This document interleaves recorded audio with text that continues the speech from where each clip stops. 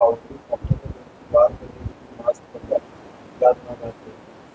کا سوال یہ ہے الارم لگاتے ہیں اس کے بعد بھی ہفتے میں 2-3 بار فجر کی نماز نکلتی ہے، کیا گناہ گاری ہوگی؟ بالکل گناہ گاری ہوگی بھائی۔ اگر کبھی آپ کی 1-2 سال میں ایک آدھی نماز اس طرح سے قضا ہو جائے اور آپ اٹھ کے پڑھ لیں تو چلے گا، لیکن ہفتے میں 2-3 بار کا مطلب تو یہ ہے کہ آپ نے روٹین بنا لیا کہ آپ الارم بند کر دیتے ہیں اور سو جاتے ہیں کہ اٹھ کے پڑھ لوں گا، یہ نہیں چلے گا بھائی۔ آپ کو 2-3 چیزیں میں بتاتا ہوں فجر کے لیے، انشاءاللہ فجر کی نماز آپ کے لیے آسان ہو جائے گی۔ ایک تو الارم آپ 3-4 لگاؤ، 5-5 منٹ کے، 3-3 منٹ بعد کے، جس سے کہ آپ سو ہی نہ سکو۔ ایک بند کر دو دوسرا بجے گا، تیسرا بجے گا۔ ایک اور بہت آسان طریقہ ہے کہ جو الارم ایسا ہے جسے آپ بند ہی نہیں کر سکتے، 5 گلاس پانی پی کے سو آپ، صبح کو آپ کو پیشاب آئے گا نماز سے ٹائم، اٹھے پیشاب کرا وضو کرا نماز پڑھی پھر سو۔ یہ ایسا الارم ہے جسے آپ بند ہی نہیں کر سکتے، بستر میں تو موتنے سے رہے، اٹھنا ہی پڑے گا، اٹھ کے پیشاب کرنا ہی پڑے گا، ورنہ بستر گیلا کرو گے سارا دن پریشان رہو گے یا بیوی پریشان رہے گی۔ جی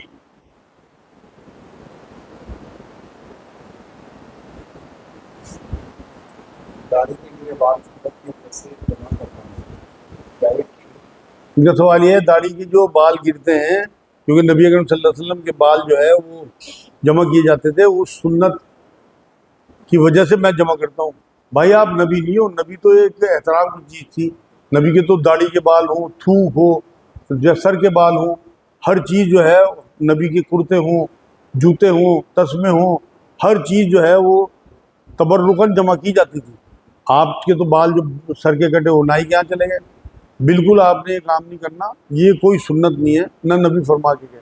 آپ اپنے جو بال ہیں انہیں پھینکو یا دبا دو، اگر آپ نے اکٹھے کر رکھے، بالکل کسی بھی قیمت پہ یہ سنت نہیں گنا جا سکتا۔ ہمارے بالوں کی ویلیو کیا، ہم ان چیزوں کو نبی سے تھوڑی جوڑ سکتے ہیں۔ ہاں جی، ان کا سوال ہے کیا تلاوت کے سجدے فرض ہیں؟ نہیں بھائی، تلاوت کے سجدے جو ہیں صرف سنت ہیں۔ اصل میں بتاؤں آپ کو، نبی اکرم صلی اللہ علیہ وسلم کیونکہ عربی جانتے تھے، اس علاقے کے تھے، اور نبی پہ ہی وہی آتی تھی، تو نبی کو پتہ تھا کہ میں کیا پڑھ رہا ہوں۔ ہم تو رٹو توتوں کی طرح سے قرآن پڑھتے رہتے ہیں، تو جس جگہ نبی کو یہ لگا کہ یہاں اللہ کی توحید، اور یہ کہا اللہ نے کہ میرے سوا کوئی معبود نہیں ہے، جو 14 سجدے آپ پڑھتے ہو، آپ دیکھ لینا ان آیتوں کا مفہوم، تو وہاں نبی کی اندر سے طبیعت چاہتی ہے کہ میں اللہ کے آگے سجدہ ریز ہو جاؤں۔ جس طرح میں بتا رہا ہوں کہ جب عذاب کا ذکر آتا تھا اللہ کے رسول پناہ مانگتے تھے عذاب سے، جنت کا ذکر آتا تھا تو تمنا کرتے تھے کہ اللہ مجھے جنت ملے۔ اسی طرح سجدوں کا معاملہ ہے کہ اللہ کے رسول صلی اللہ علیہ وسلم کے سامنے جب اس طرح کی آیتیں آتی تھی تو وہ سجدے میں گر جاتے تھے۔ ہم تو فالتو ہی، ہمیں کیا پتہ کہ ہم کیا پڑھ رہے ہیں کیا نہیں پڑھ رہے، ہم تو بس ایک اسے دینداری سمجھتے ہیں۔ یہ دینداری تھوڑی ہے، دینداری یہ ہے کہ آپ ان آیتوں کو سمجھو، ان کا ترجمہ اپنے دلوں میں جماؤ، اس کے بعد سجدہ کرو، تب مزہ آئے گا آپ کو۔ تو اس لیے فرض نہیں ہے، نہ واجب ہے، صرف سنت ہے۔ ہاں جی، حضرت آدم اور شیطان دونوں سے غلطی تھی، پھر دونوں میں کیا فرق تھا کہ دوسرا بہت اچھا سوال ہے۔ ان کا سوال یہ ہے کہ آدم علیہ السلام اور شیطان دونوں نے غلطی کی، اور دونوں میں کیا فرق ہے کہ ایک کو اللہ نے نبی بنا دیا اور ایک کو ابلیس بنا دیا۔ دیکھو میں ایک جملہ بتاؤں آپ کو، ابلیس کو جو تھا نا وہ علم کا تکبر تھا، اور اللہ رب العزت نے آدم علیہ السلام کو تمام چیزوں کا علم دے دیا تھا، تو انہیں تکبر کا علم تھا۔ سمجھ گیا جملہ؟ شیطان کو علم کا تکبر تھا کہ میں بڑا عالم ہوں، اور آدم علیہ السلام کو تکبر کا علم آ گیا تھا کہ تکبر ہے کیا چیز۔ انہیں اسی لیے اللہ رب العزت نے ان کے دل میں ندامت ڈالی، اور اس ندامت کی عوض میں انہیں توبہ کے الفاظ سکھائے۔ جب اللہ نے دیکھا کہ تڑپ رہا غلطی کرنے کے بعد، تو اللہ رب العزت تو قرآن میں ذکر ہے، سورہ بقرہ میں آپ پڑھو گے کہ انہیں اللہ رب العزت نے الفاظ سکھائے ان کی ندامت کی وجہ سے، اور جب انہوں نے توبہ کی تو اللہ نے اس توبہ کو قبول کر کے انہیں نبی بنا دیا۔ ابلیس نے کیا کرا، اس نے تکبر کیا کہ میں تو بڑا عالم ہوں، اور یہ بتایا کہ تو نے تو مجھے آگ سے پیدا کیا، میں تو نہیں کیا کہ سجدہ کر۔ انہوں نے تکبر کیا اپنے علم پہ، اور انہوں نے تکبر کا علم حاصل کر لیا تھا، تو اس لیے انہیں ندامت ہوئی۔ یہ فرق ہے دونوں میں، اسی لیے ایک کو نبی بنا دیا گیا، عروج دے دیا گیا، اور ایک کو زوال دے دیا گیا کہ اسے ابلیس بنا دیا۔ ہاں جی، نظر کیا ان کا سوال یہ نظر کیا چیز ہوتی ہے؟ اصل میں نظر لگنا نبی اکرم صلی اللہ علیہ وسلم نے بتایا، جو حاسد ہوتے ہیں نا لوگ، ان کی حسد والی نظر جو ہے اس سے بچانے کا وہ ہے. اور نظر جو ہے وہ ایسی بھی چیز ہے کہ محبت کی نظر سے ماں باپ دیکھیں تو وہ بھی لگ جاتی ہے. حضور نے فرمایا نظر برحق ہے، اس سے بچنے کا انتظام کرو. قرآن میں اللہ نے کہا حاسد کے حسد سے بچو جب وہ حسد کرے.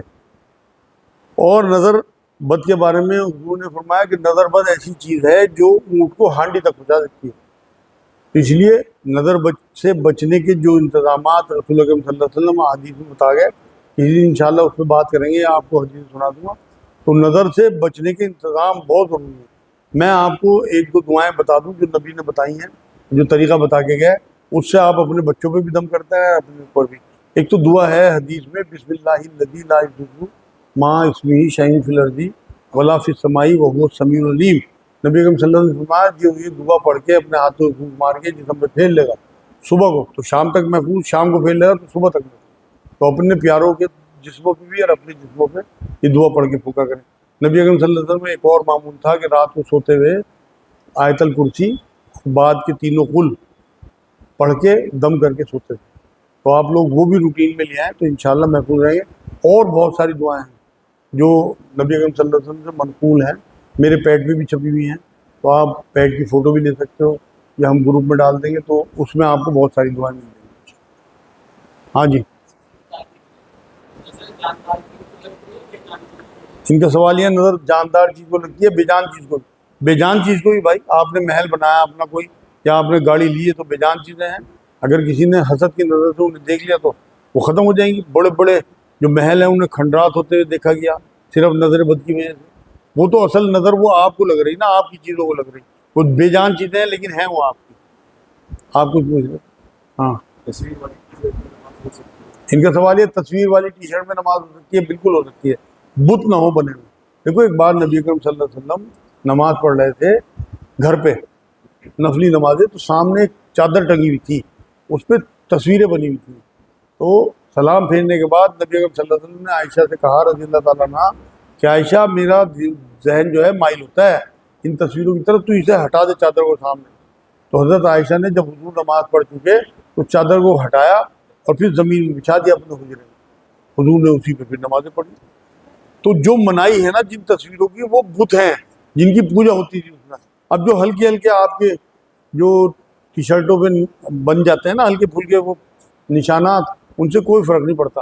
اصل میں سوال یہ کیا کرو کہ بہن کا حق مار کے نماز ہو جائے گی کیا؟ بھائی کا حق مار کے نماز ہو جائے گی کیا؟ ہم سوال کرتے ہیں کہ ٹی شرٹوں پہ، سوال وہ نہیں کرتے بہن بھائیوں کا حق مارا ہوتا ہے، پڑوسی کی بچی پہ نظر ہوتی ہے جو ہماری بیٹیوں کی جگہ ہو. یہ پوچھو کہ اگر میں اپنی پڑوس کی بچی پہ غلط نظر رکھوں تو کیا میری نماز ہو جائے گی؟ کیا میں بد نظری کروں تو نماز ہو جائے گی؟ ان چیزوں کو تو کوئی نہیں پوچھتا، ذرا ذرا یہ چیز ہے. اسی لیے کہا گیا کہ لوگ مچھر چھانتے رہتے ہیں اور ہاتھی نگل جاتے ہیں، ہاتھیوں کو پورا پورا نگلنے. تو اس لیے بچو اس طرح کے سوالات کوئی معنی نہیں رکھتے کہ ہاں بازو کی ٹی شرٹ ہو، ہاتھ کہاں باندھیں، ٹوپی لگائیں یا نہ لگائیں، یا ٹی شرٹوں میں ان میں نماز ہو جائے گی. بلکہ یہ سوچو کہ ان چیزوں کے بعد بھی اب لوگ پہلی صف میں تو بیٹھیں گے کہ اونٹ کے ذبح کرنے کا ثواب ملے گا جمعے کے دن، اور پتہ لگا بہن کا حق مارا ہوا ہے، مل جائے گا ثواب اسے؟ اللہ کیا چھوڑ دے گا اس طرح سے؟ ہاں جی، ان کا سوال یہ کیا نماز نہ پڑھنے والا مسلمان ہے؟ ہاں بھائی بالکل، جب تک اس کی موت نہیں آتی. اگر وہ اسی حالت میں مرتا ہے پھر تو خطرہ ہے.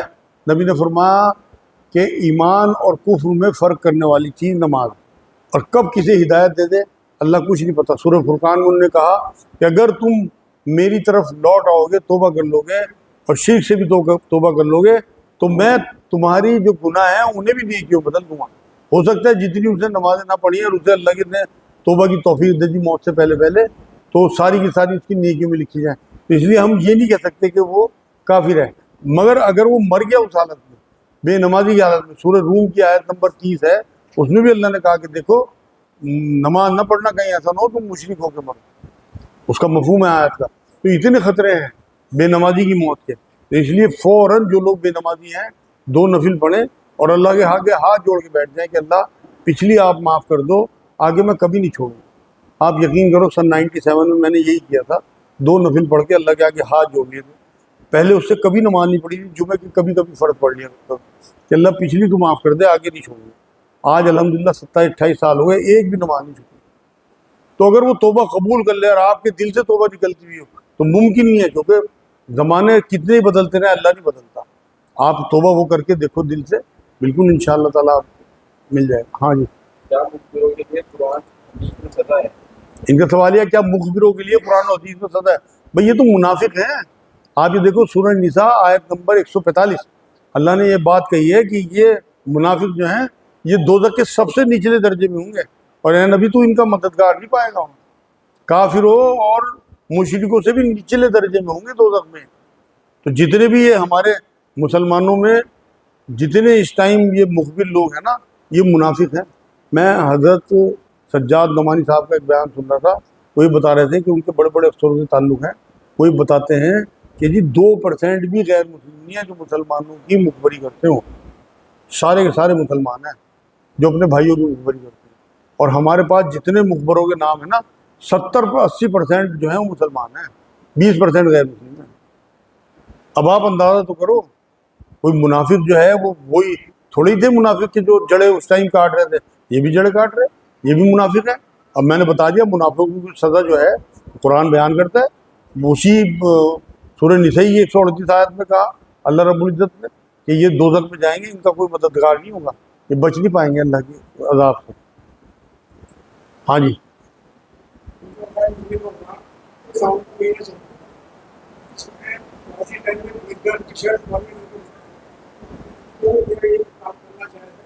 ٹی شرٹ کیسی بنتی ہے؟ بھگوا رنگ کی. ان کا سوال یہ ہے کہ ہم اگر بھگوا رنگ کی ٹی شرٹیں بنائیں تو کوئی جائز ہے ناجائز؟ نہیں, آپ تو بنا رہے ہو, آپ کا وہ کسی یوز کریں, اس کا کوئی پہن لیں, اس سے کوئی مطلب نہیں ہے. آپ کا کام بالکل جائز ہے. آپ نے مورتی نہیں بنانی, وہ شرک نہیں کرنا کہ لوگ شرک کی طرف مائل ہوں, وہ نہیں کرنا. وہ تو ان کا ایک تہوار ہے, جیسے وہ کوئی غیر مسلم جو ہے وہ عید پہ ٹوپیاں بنا دے, کوئی فیکٹری, کوئی حرج نہیں ہے. بالکل مورتی اگر چھپی بھی ہو تو اس سے بچنا ہے. آپ کے ایمان میں اتنی جرت ہو, آپ کو یقین ہو کہ میرا خالق جو ہے وہ اللہ ہے, اور اتنی جرت آپ کے ایمان کی ہونی چاہیے, وہ کام آپ نے نہیں کرنا جو شرک کو بڑھاوا دے. ہاں جی,